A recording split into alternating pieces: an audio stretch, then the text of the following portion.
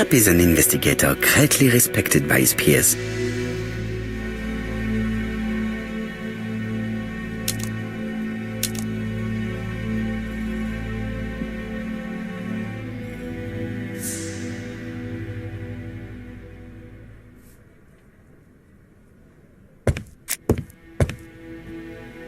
Jap appears to be snowed under.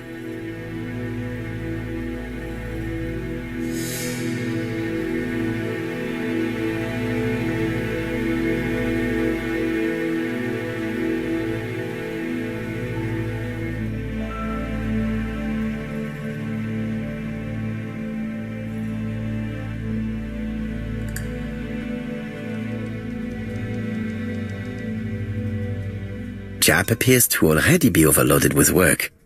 My news is not going to improve matters. Bonjour, Chief Inspector. I am afraid we have some bad news. I have just received another letter signed ABC. The next crime will be on the 25th in Bexhill-on-Sea. Are you completely sure it's from the same person? I have compared the two letters. There is no doubt about it. I suppose you think he's going to carry out his threats. I fear so. Good God, Poirot. Bexhill is very busy at this time of year, and we have no idea who the next victim will be.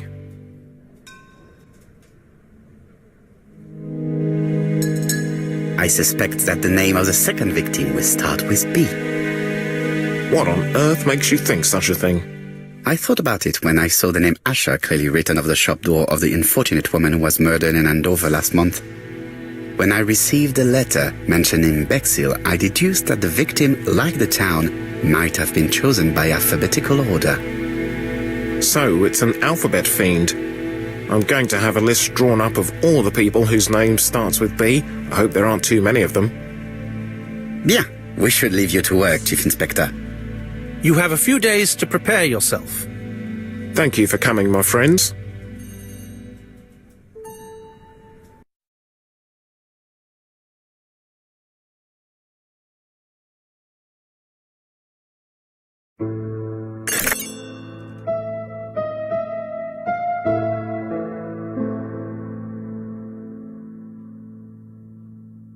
Poirot? Chief Inspector Jap, your call does not bode well. Indeed, we have just found the body of a young woman on the beach in Bexhill. An ABC was placed on the body. We'll be there as soon as possible.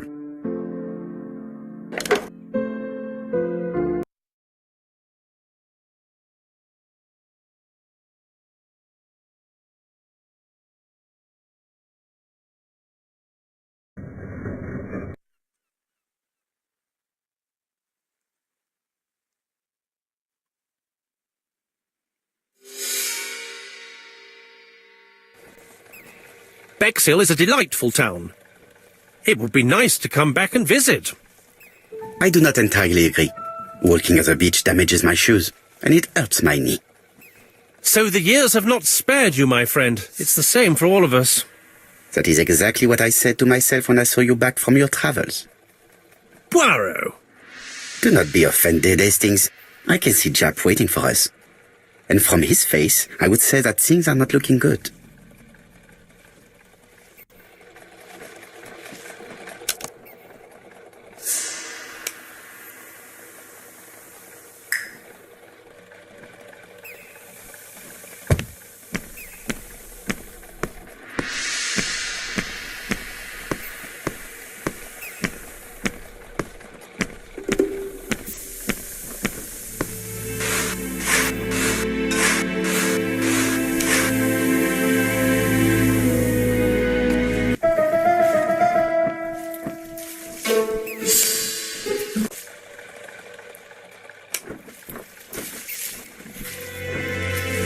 How do you do, gentlemen? Chief Inspector? I fear your admirer has struck again, Poirot. We haven't yet identified the victim, but it's a young woman, 20 to 25 years old. Death occurred last night between 11:30 and 1 o'clock, and we found an ABC guide on the body. Was she pretty?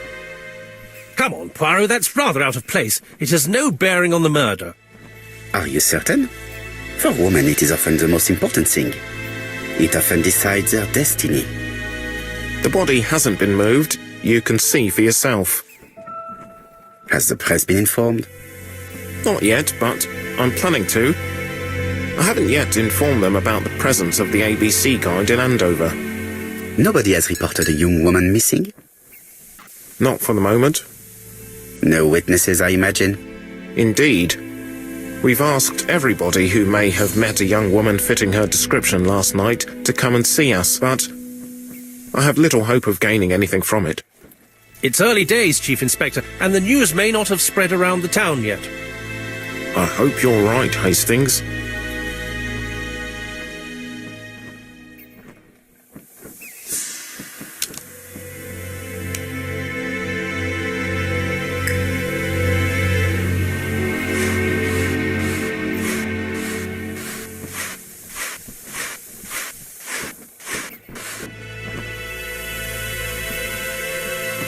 These marks have been left by a rope or a braided cloth. This key is too small to be one for a house. Without a doubt, it is for a padlock.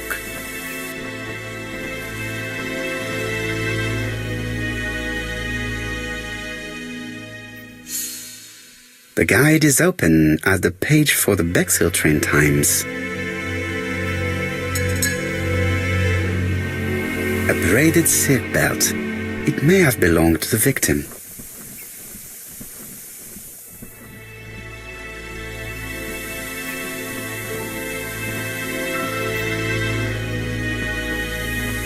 The young woman wasn't wearing shoes or a coat and was not carrying a bag. That's strange.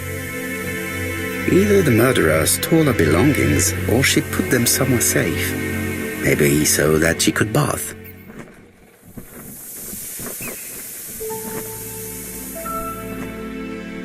She was a great beauty. Strange that chap didn't notice it.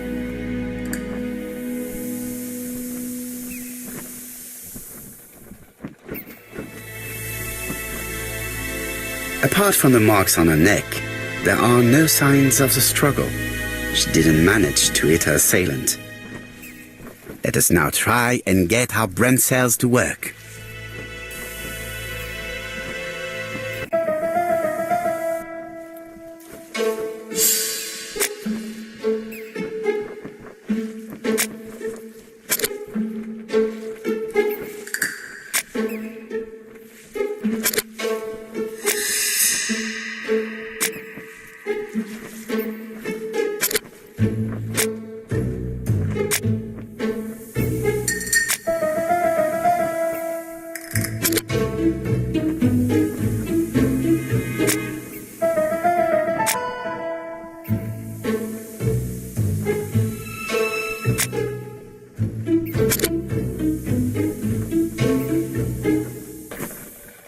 The poor child must have been strangled with his braided belt.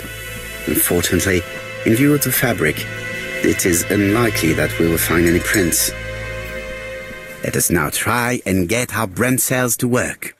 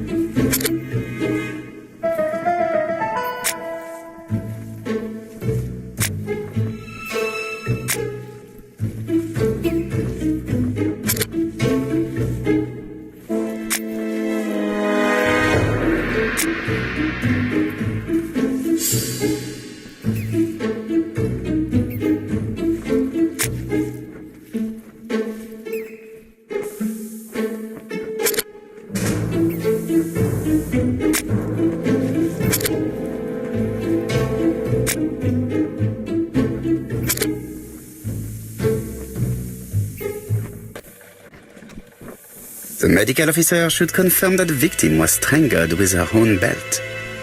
That's what I thought. She shows the usual signs of strangulation. With a little luck, we'll find Prince this time. You are too optimistic, Hastings. Our killer is far too meticulous for that.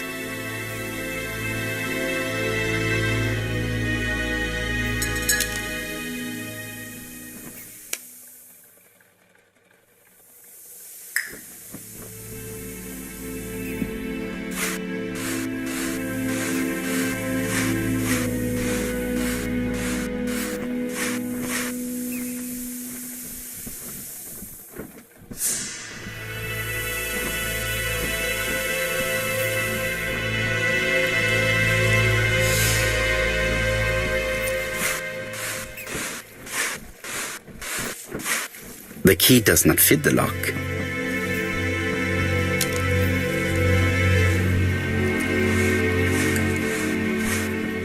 The key does not fit the lock.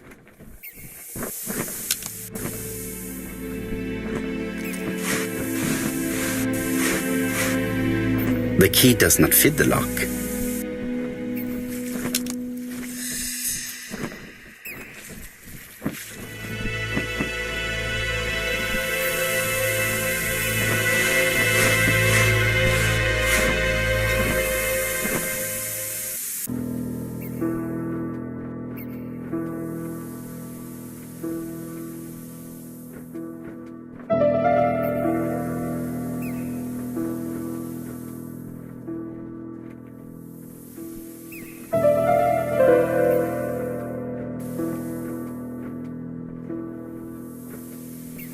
A dual locking padlock.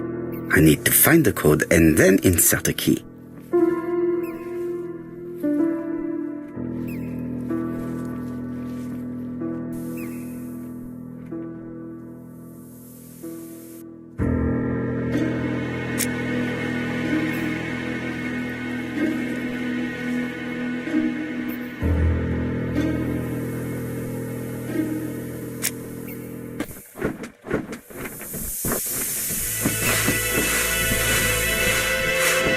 This hut is locked.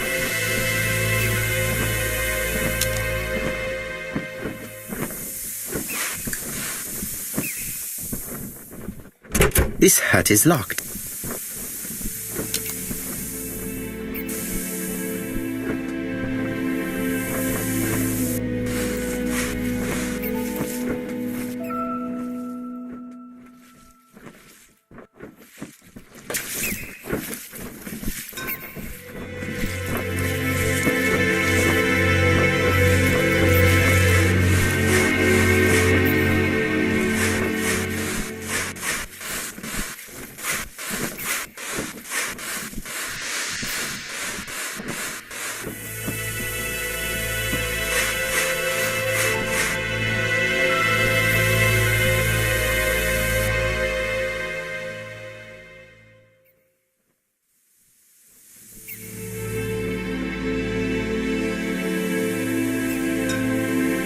The guide is open as the page for the Bexhill train time.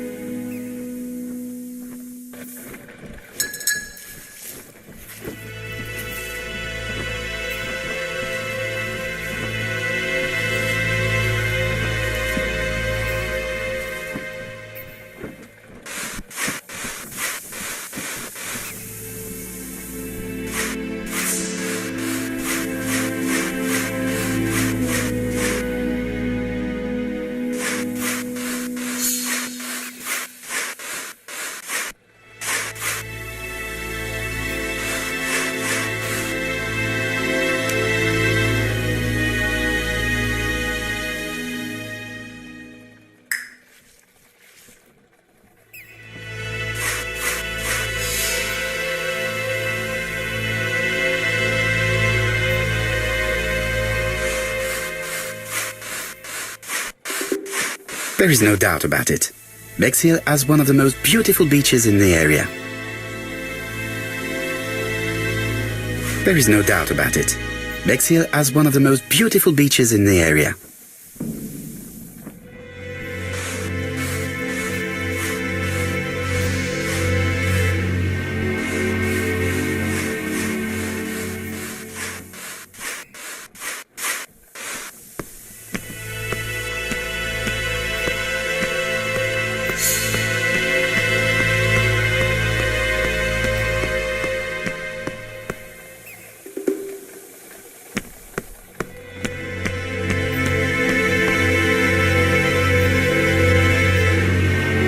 Bexhill seems to be a pleasant little town.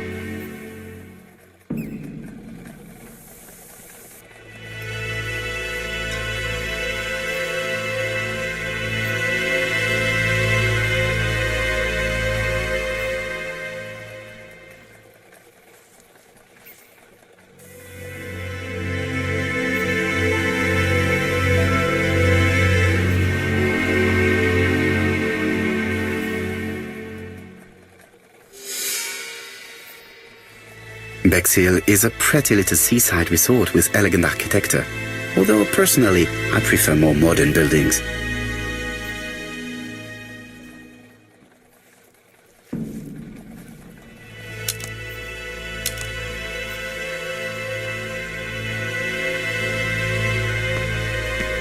Bexhill is a pretty little seaside resort with elegant architecture, although personally I prefer more modern buildings.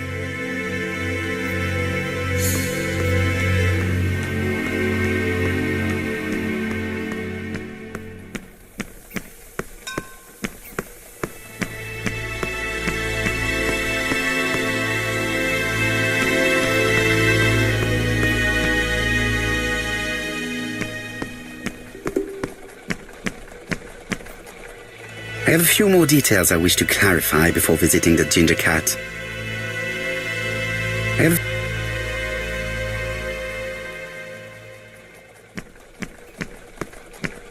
With all these tourists, these shops must be thriving. With all these tourists...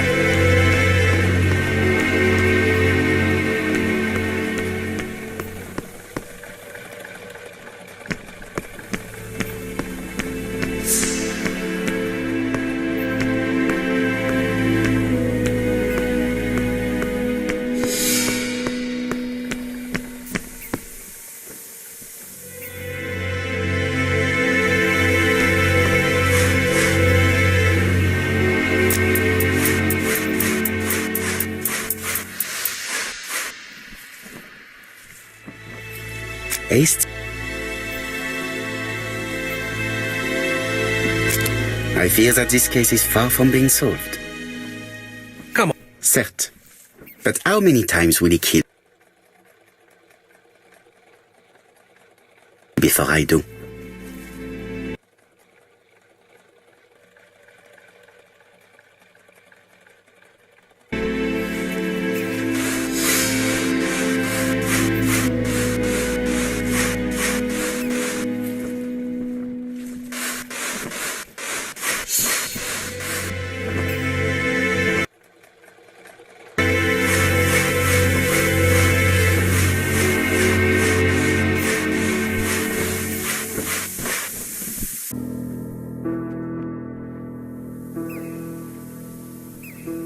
The number is upside down. This is definitely at number 6.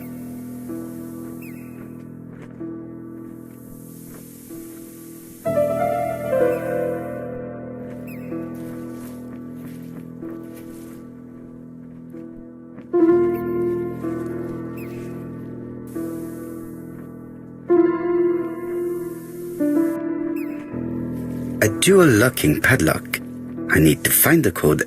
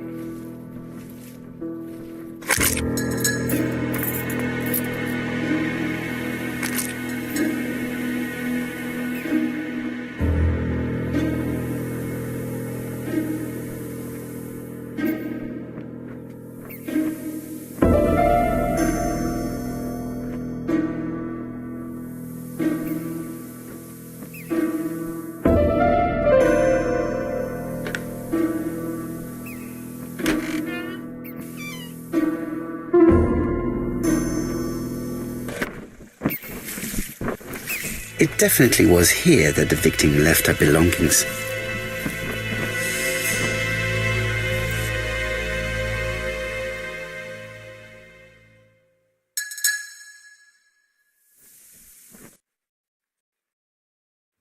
Betty's first day at work.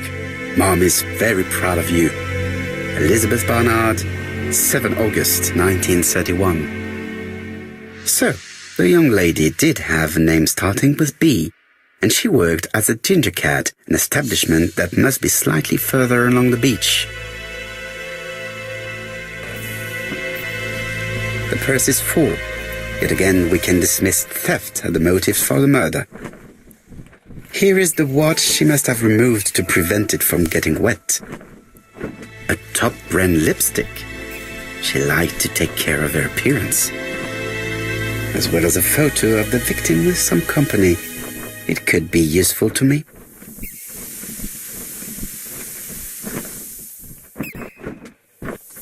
Jap has gone to the police. The victim has been identified and her family had reported her disappearance. She was called? Elizabeth Barnard, mainly Betty. She worked as a ginger cat at the cafe slightly further along the beach. But Poirot, how on earth? Never mind. Do you have her address? Yes, she lived with her parents on the street leading to the beach, number 22. Shall we go? You are far too impatient, Hastings.